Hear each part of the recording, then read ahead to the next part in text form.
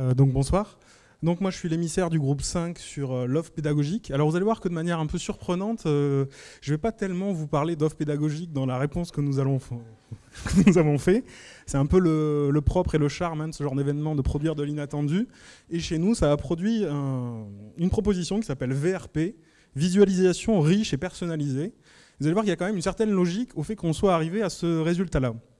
Donc notre point de départ, ça a été de se mettre dans la peau d'une étudiante de licence, qu'on imagine en SHS, qui, à la demande d'un de ses enseignants, doit aller trouver des documents en lien avec une demande sur la communication politique. On a choisi ce thème parce que dans les jeux de données, nous avions par exemple des discours, des reportages, des affiches communistes. Et notre question, ça a été de se dire, bon, imaginons que cette étudiante a été incitée à aller dans la salle des inventaires virtuels, va-t-elle trouver ces jeux de données? Et donc nous avons fait le parcours en nous mettant dans la peau d'une étudiante. Et là, ce qu'on a vite ressenti, c'est qu'il y avait une difficulté. Elle allait avoir une difficulté à interroger l'interface en langage naturel. Elle va vite se retrouver confrontée à des listes de résultats pléthoriques dans lesquelles elle aura beaucoup de mal à s'orienter. Elle va avoir tendance aussi à arriver dans des cul-de-sac, c'est-à-dire elle va devoir déplier des arborescences pour arriver à des endroits qui ne vont pas forcément la satisfaire sans qu'elle puisse facilement revenir en arrière. Et donc on s'est dit que dans l'état actuel des choses, Alix, notre étudiante, allait avoir pas mal de difficultés à tomber sur les jeux qui étaient proposés dans le barcamp. Donc notre question, la question qui s'est posée, c'est comment faire pour organiser cette rencontre.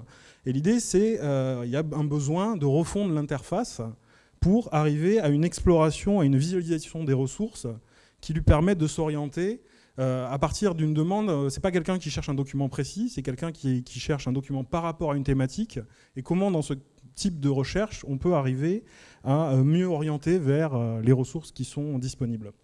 Alors les principes qu'on a retenus, c'est par exemple des choses assez simples, mais qui avaient par exemple un besoin de visualisation différent, et notamment de visualisation chronologique, ou sous forme de fresque. C'est quelque chose que font très bien les collègues à l'INA avec Jalon pour l'histoire du temps présent. La fresque, ça peut servir comme point d'entrée, c'est-à-dire voilà, directement, je visualise les ressources à atteindre sous la forme d'une fresque. Ça peut aussi servir comme point de sortie, je tape une requête et je visualise mes résultats sur une fresque. Ça me permet de voir des différences de densité selon les époques, de m'orienter. Ça pourrait être un plus. Après, on a vite vu qu'il y avait un besoin de catégorisation des ressources. Actuellement, pour un œil non averti, il n'y a pas de mots-clés, de termes qui apparaissent dans le résultat de recherche qui puissent accrocher son attention. Et on s'est pas mal posé la question, vous allez voir, de comment générer ces catégorisations et ces nouveaux mots-clés à partir de certains jeux de données.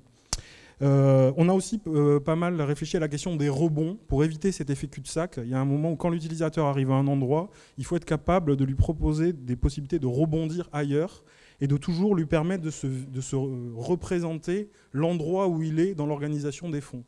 Donc là aussi, il y a des moyens de générer ces données. Et enfin, comme elle fait un travail de groupe, Alix, elle aura aussi besoin d'un espace de travail partagé où elle pourra partager ses cheminements au sein de l'interface.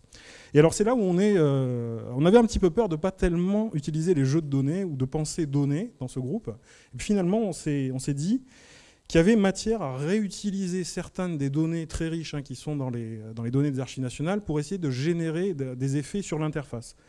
Notamment, par exemple, on a pas mal parlé des notices producteurs. Donc il y a plusieurs milliers de notices producteurs qui permettraient de générer une navigation par galerie de portraits. Si notre personne elle fait une recherche sur la communication politique, si elle voit Général de Gaulle ou Nicolas Sarkozy et que ça lui est proposé comme une entrée, elle aura beaucoup plus de facilité à s'orienter par rapport à des personnes qu'elle connaîtra. Évidemment, les métadonnées de date, si on veut faire des frises chronologiques.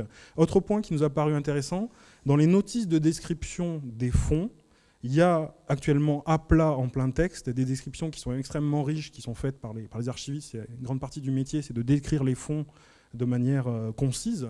Là, actuellement, c'est accroché par le moteur de recherche, mais il y aurait sûrement matière à faire de l'extraction d'entités nommées, de faire du traitement automatisé du langage, du text mining sur ces contenus-là, pour générer de nouveaux mots-clés. Et on a même conclu qu'il y aurait sûrement un très beau projet de recherche à faire avec des spécialistes sur cette question.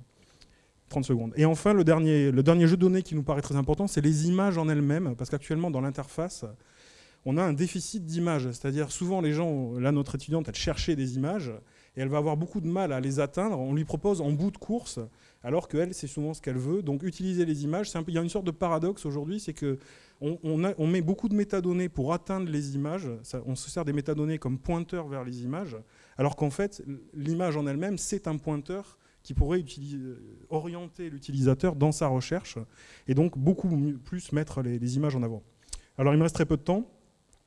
Il y a pas mal de contraintes à lever, de type un problème de mur du langage, on a trouvé, c'est-à-dire voilà, inventaire, instrument de recherche, tous ces mots d'ordre professionnel, ils font barrage à l'utilisateur. Il y a un problème de méconnaissance du paysage institutionnel chez les utilisateurs aussi. C'est assez compliqué pour les utilisateurs ne connaissent pas le paysage institutionnel et ça structure les données des archives. Donc on pense qu'il y a besoin d'aller chercher des designers d'information, des ergonomes pour travailler sur ces questions de langage. Et au final, et je conclue là-dessus, on pense qu'il y aurait un repérage des données à faire aussi. Là, on a juste pris quelques exemples, mais il doit y avoir beaucoup plus de jeux de données qui permettraient voilà, de changer l'interface. Et moi, je retiendrai juste une phrase qui s'est dit pendant l'atelier. On s'est dit, en fait, c'est un peu comme une maison dont les fondations seraient très solides. C'est sûr qu'il y a énormément de données structurées qui sont utilisables, mais il manque actuellement les portes, les fenêtres, les escaliers qui permettent d'atteindre les pièces, quoi. Et donc, voilà, il y a un besoin de générer ça. Et pour générer ça, eh ben, il faut se travailler soit sur les données, mais aussi travailler avec des humains. Donc on pense que faire des groupes tests d'utilisateurs non archivistes, voilà, et notamment des étudiants, ça permettrait voilà, peut-être de construire ces dimensions qui manquent peut-être aujourd'hui. Merci.